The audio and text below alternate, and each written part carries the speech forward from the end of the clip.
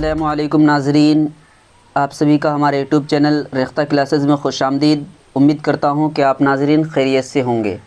तो आज मैं आप लोगों के सामने लेकर आया हूँ बिहार बोर्ड क्लास 10th का उर्दू दरख्शां सबक नंबर 5 अफ़साना आशियाना, जिसके मुसन्निफ़ कौन है? निगार अज़ीम। तो सबसे पहले जो है इसकी सवाने हयात को देख लेते हैं, उसके बाद जो है इसका ख़ुलासा देखेंगे। तो बग़ैर ताख़ीर किए हुए शुरुआत करते हैं। तो चलिए शुरू करते हैं और देखते हैं।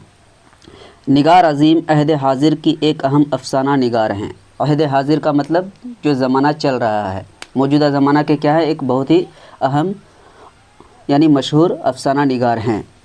उनका असल नाम मलिका महर निगार है। तो अक्सर एग्ज़ाम में पूछा जाता है कि निगार अज़ीम का असल नाम क्या था? तो मलिका महर निगार। ये अक्सर ऑब्जेक्टिव में आता है, तो याद रखना है कि निगार अज़ीम का असल नाम क्या था? मलिका महर निगार। और क़लमी नाम क्या? निगार अज़ीम। वह उर्दू दुनिया में मशहूर व मकबूल हैं, यानी उर्दू दुनिया में बहुत ही ज़्यादा फेमस हैं। उर्दू के अलावा उन्होंने ड्राइंग और पेंटिंग में MA किया। तो याद रखना, ये अक्सर एग्ज़ाम में पूछा जाता है कि उर्दू के अलावा उन्होंने और किस चीज़ से उनका लगाव था। तो वो ड्राइंग और पेंटिंग में भी क्या किए थे? MA किए थे। उन्होंने सआदत हसन मंटू की अफ़साना निगारी का तनक़ीदी जायज़ा पेश करके जामिया मिल्लिया इस्लामिया से PhD की डिग्री भी हासिल की। तो सआदत हसन मंटू, उनकी अफ़साना निगारी का क्या किया था? तनक़ीदी जायज़ा पेश किया था, और वहाँ से वो क्या किया? PhD भी की। कहाँ से? जामिया मिल्लिया इस्लामिया से।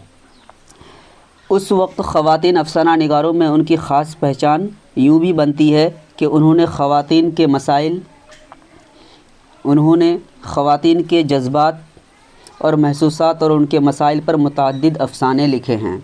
तो उस ज़माने में उनकी अफ़साना निगारी की पहचान इसलिए बनती थी कि उन्होंने जो है ख़वातीन के जो जज्बात हैं, फीलिंग हैं, उन चीज़ों को वो अपने इसमें अफ़साने में शामिल की थी।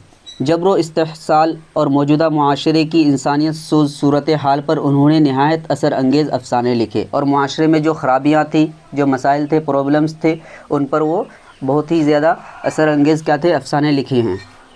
निगार अज़ीम के अफ़सानों का पहला मजमुआ अक्स के नाम से 1990 ईस्वी में शाये हुआ। तो याद रखना है कि उनका पहला अफ़सानवी मजमुआ क्या है? अक्स है। अक्स का मतलब क्या होता है? आईना। तो पहला क्या है? अक्स है, जो कब शाये हुआ था? 1990 ईस्वी में। याद रखना है, अक्सर पूछा था कि निगार अज़ीम का पहला अफ़सानवी मजमुआ कौन सा है? तो क्या है? अक्स है। कब शाये हुआ? तो 1990 ईस्वी में। उसके बाद 1999 ईस्वी में मजमुआ गहन शाये हुआ। ये भी पूछा था एग्ज़ाम में कि उनका दूसरा अफ़सानवी मजमुआ क्या है? तो गहन। या फिर ऑब्जेक्टिव में आ सकता है कि इनमें से कौन सा जो है निगार अज़ीम का अफ़सानवी मजमुआ है। तो अक्स अगर नहीं आए तो गहन भी टिक लगा सकते हैं। और ये कब शाये हुआ था? 1999 ईस्वी में।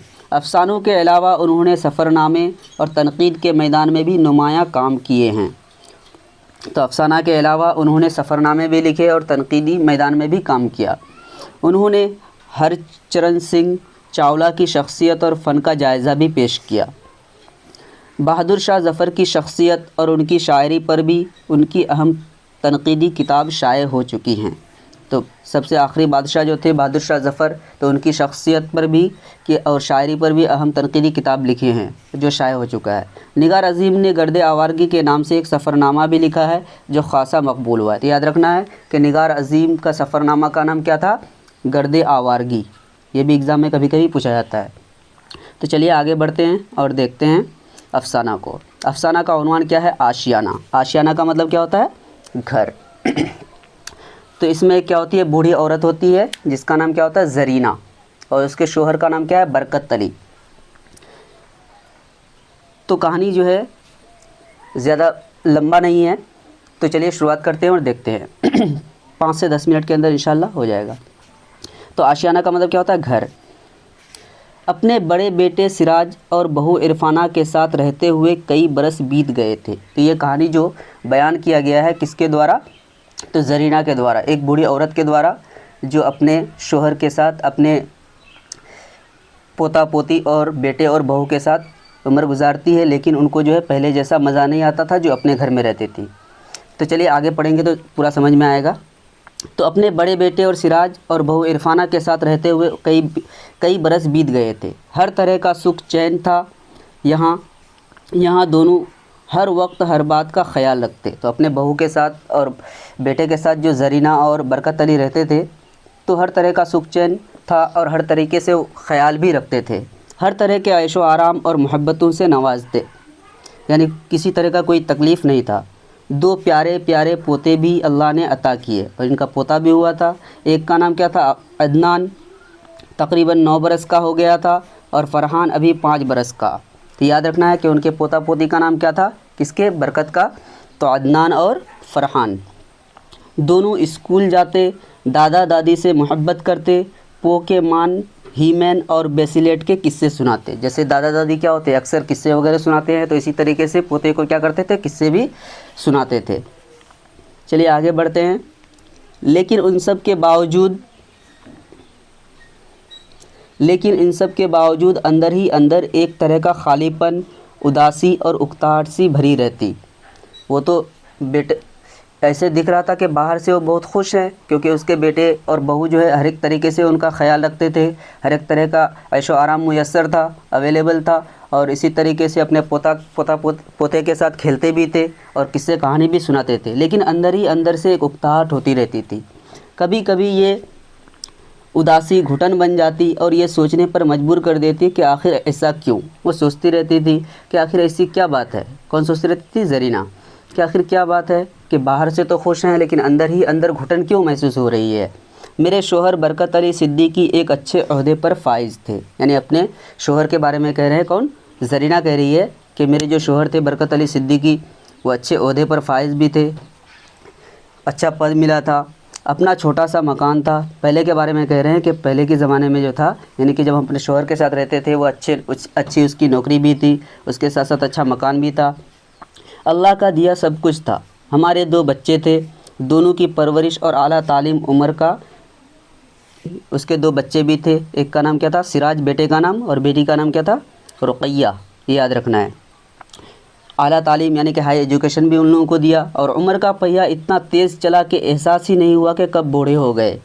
बेटी रुक़ैया की ज़िम्मेदारी से सबकदोश हुए और सिराज बेंगलोर मुलाजिमत लगी। तो बेटी जब जवान हो गई तो वो उनकी शादी भी हो गई और वो घर से रुखसत हो गई। और इसी तरह सिराज जो है उनकी नौकरी लग गई कहाँ? बेंगलोर। सिराज क्या है? उनके बेटे का नाम। तो अकेलेपन ने घेर लिया, अब घर खाली हो गया। रुक़ैया अपने ख़ानदान के साथ खुश व खुर्रम आबाद थी, यानी उसकी बेटी जो थी, ज़रीना की बेटी, अपने ख़ानदान वालों के साथ बहुत ही ज़्यादा खुश थी और आबाद थी। शुरू में तो जल्दी जल्दी बेटी दामाद आते, लेकिन जैसे जैसे दिन गुज़रे उनकी मसरूफ़ियतें बढ़ी तो बस बतौर मेहमान आते। तो शुरू में जब शादियाँ होती है तो ससुराल आना जाना बहुत ज़्यादा होता है, तो शुरू में वो खूब आती थी रुक़ैया, यानी उसके दामाद और बेटी। लेकिन जैसे जैसे उनकी जो है मसरूफ़ियतें कामकाज बढ़ने लगी तो वो बतौर मेहमान आने लगे। और फिर सिराज की शादी हुई और वह भी अपनी बीवी के साथ बेंगलोर आबाद हो गया। और उसके बाद उसके बेटे यानी सिराज की शादी हुई, किसके? ज़रीना और बरकत अली के बेटे। तो उसकी शादी हो गई तो वो कहाँ चले गए? उनकी नौकरी बेंगलोर लगी थी तो वो बेंगलोर चला गया। लेकिन बरकत जैसे ही रिटायर हुए और सिराज और इरफाना ज़िद पकड़कर अपने साथ बेंगलोर ले गए, तो उसके बहू और बेटे जो है उसको कहाँ लेके चले गए? बेंगलोर। और वह आशियाना जो हमने तिनका तिनका करके बनाया था, बेटे बहू की मोहब्बत में बहुत दूर छूट गया। तो उसके बेटे और बहू जो है ज़िद करने लगे कि चलिए हम लोग के साथ चलिए, वहीं बेंगलोर में रहिएगा, क्योंकि हम लोगों की वहाँ नौकरी है। बेटे बहू ने खिदमत गुजारी और दिलजोई में दिन रात एक कर दिए। तो वो बेंगलोर चली गई अपने बेटे और बहू के साथ और वहाँ पे बहुत ही ज़्यादा खिदमत गुजारी की। कभी कभी हम दोनों मियाँ बीवी इस खिदमत से शर्मसार भी हुए, कभी कभी शर्मिंदगी भी महसूस होती थी कि कितना खिदमत करते हैं। जब नाश्ते की मेज़ पर बहू स्लाइस पर मक्खन की मोटी तह लगाकर पेश करती तो ये भी मुस्कुराते और मैं भी हंस पड़ती, यानी कि दोनों मियाँ बीवी बरकत अली और ज़रीना मुस्कुराते और कहती, प्यारी बहू रानी, इस उम्र में इतना मक्खन खिलाओगी तो 10 बीमारियां और पल जाएंगी और तुम्हारा काम और भी बढ़ जाएगा। कि इस तरह मक्खन वाला सामान खिलाओगी तो और भी 10 बीमारियां मुझे लग जाएंगी और तुम्हारी परेशानियां बढ़ जाएंगी। तो उसकी बहू क्या बोलती है? किसकी बहू? ज़रीना की बहू क्या बोलती है कि अल्लाह ना करे अम्मी जान, बीमार हूँ आपके दुश्मन, ऐसा ना कहिए, इस उम्र में खाएंगी नहीं तो ताकत कहाँ से आएगी? क्यों अब्बू जान? और अब्बू जान मुस्कुरा पड़ते। तो अपने ससुर से कहते और उसके ससुर भी क्या करते? इस्माइल करते। खाने पीने और फल फ्रूट से लेकर रोज़मर्रा की तमाम जिम्मेदारियों और ज़रूरतों का वो पूरा ख्याल रखते। कुछ वक्त पोतों के साथ बातें करने और उनके खेल सीखने में गुजर जाता। सिराज ऑफिस चला जाता, बहू घर के और बाहर के कामों में मसरूफ़ रहती। तो वो उसके जो है बेटा सिराज जो है नौकरी पे चला जाता और ये अपने पोतों को लेकर के खेलते और बातें भी करते। और उसके बाद जो है उसकी बहू अपने कामों में लग जाती। नए ज़माने के होते हुए भी वह पुरानी कदरों से जुड़ी हुई थी। यानी अपनी बहू की तारीफ़ कर रही है कि वो नए ज़माने की थी लेकिन फिर भी पुराने ज़माने के हिसाब से चल रही थी, मेरा ख्याल अच्छे तरीके से रख रही थी। क्योंकि आजकल की बहुएँ देखती हैं कि सासू के साथ कैसा मामला होता है।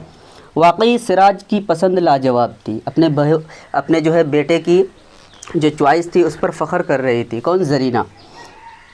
दोनों में कभी कभी तकरार भी होती। मियाँ बीवी में थोड़ी बहुत जो है तकरार तो होती रहती है, क्योंकि इरफाना घर की ना होकर मुलाजिमत भी करना चाहती थी। इरफाना यानी उसकी बहू जो चाहती थी कि हम क्या करें, नौकरी करें, लेकिन वो नौकरी करने नहीं देते थे। इसलिए क्यों? क्योंकि जबकि सिराज उसे गैर ज़रूरी समझता था कि क्या ज़रूरत है, उसे अल्लाह ने अच्छी मुलाजिमत और हर आराम मुहैया किया था और वह इरफाना को खामखा नौकरी के ज़ोख़म में नहीं डालना चाहता था कि नौकरी करके क्या करेगी, हम ही तो इतना पैसा कमा रहे हैं। चलिए आगे बढ़ते हैं और देखते हैं। इब्तिदा में बेंगलोर आकर उनके साथ रहना बहुत अच्छा और खुशगवार लगा। तो यानी कि दोनों मियाँ बीवी बरकत अली और ज़रीना को जो है शुरू में बेंगलोर में खूब अच्छा लगा। ना खाने पकाने की फ़िक्र, ना दाल दलिए का हिसाब, ना पास पड़ोस और आने जाने वालों का झंझट। यानी कि शुरू में बहुत ज़्यादा खुश था और अच्छा लग रहा था। लिफ्ट से 7वीं मंजिल पर चढ़ते और उतरते, सीढ़ी से चढ़ना भी नहीं पड़ता था, लिफ्ट से होकर के जाते थे।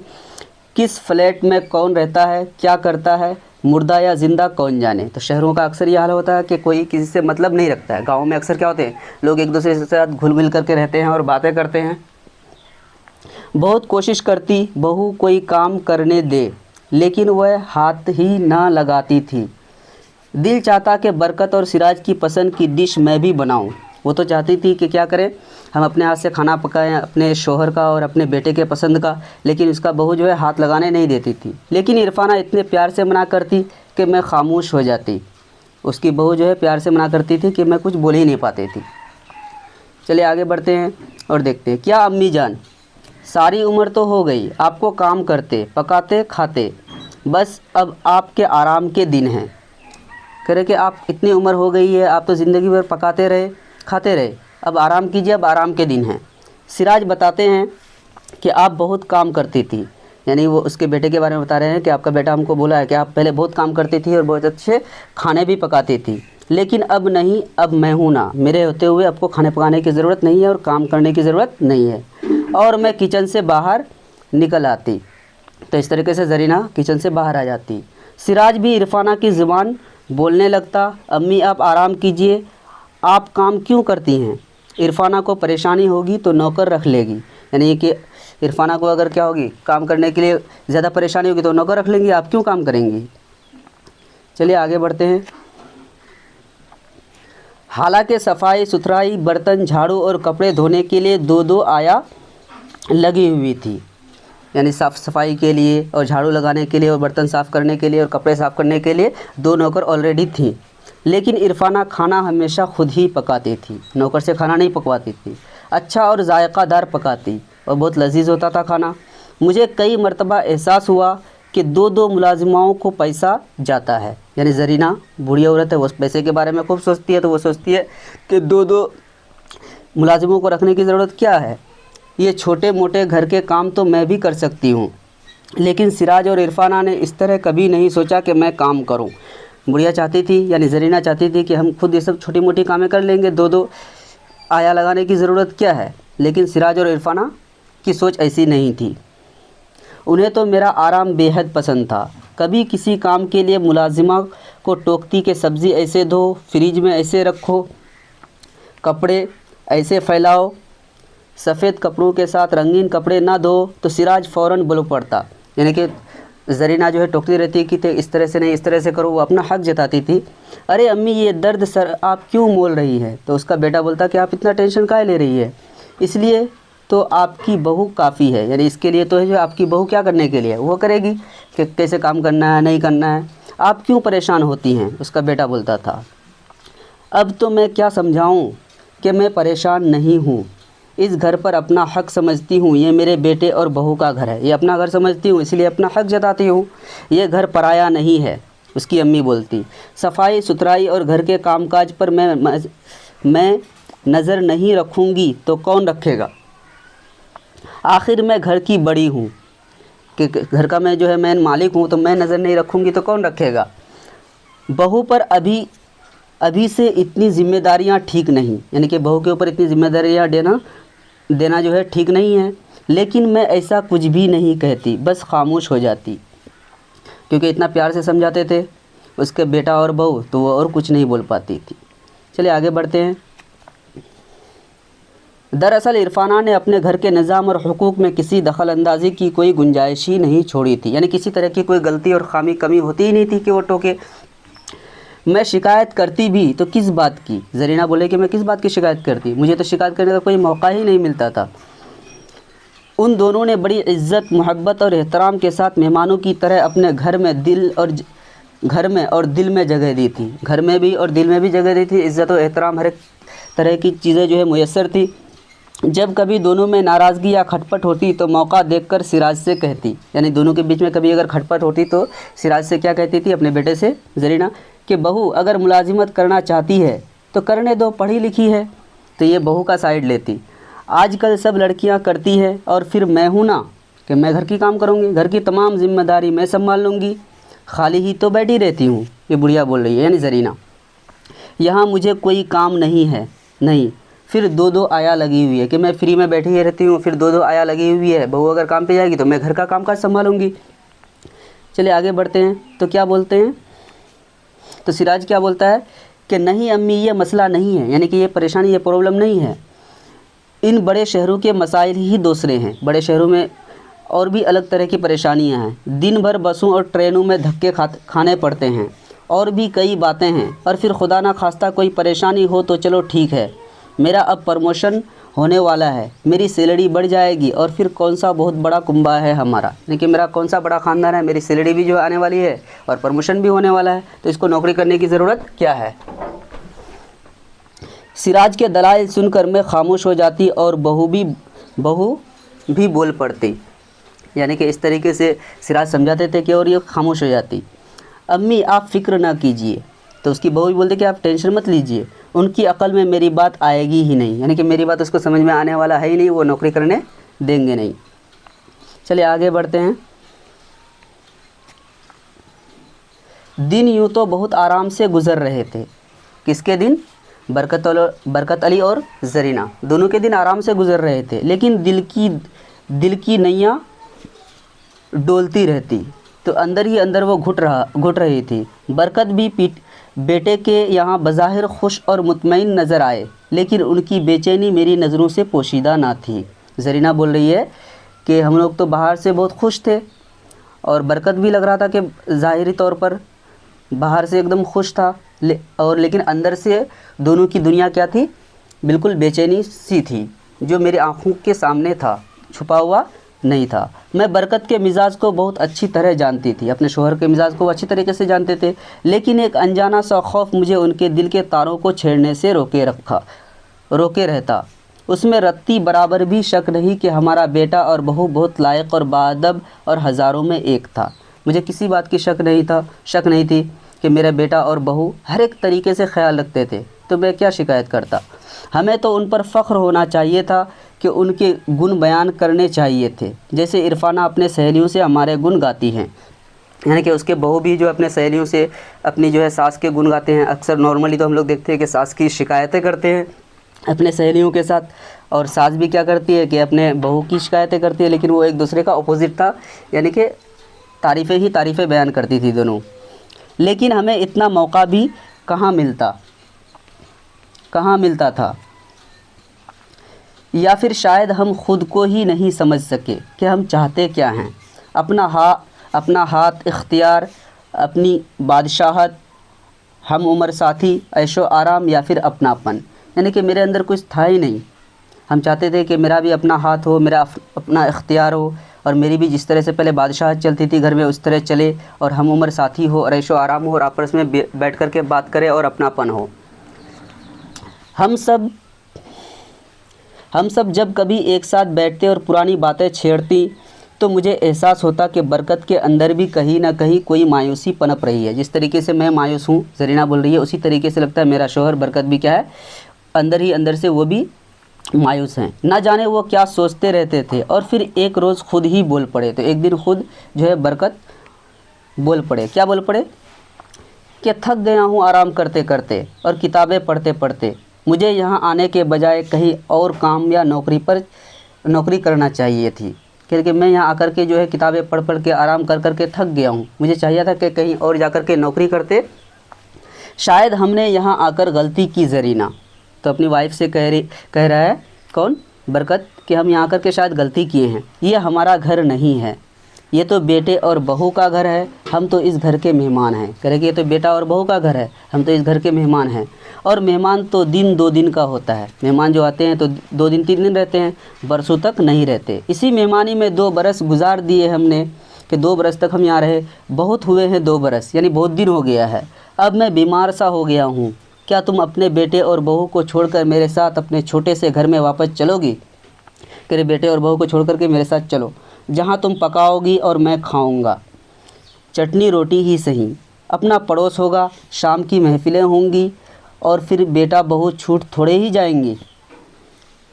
हम सब आते जाते रहेंगे। कि बेटा बहू छूटने वाली चीज़ तो है ही नहीं।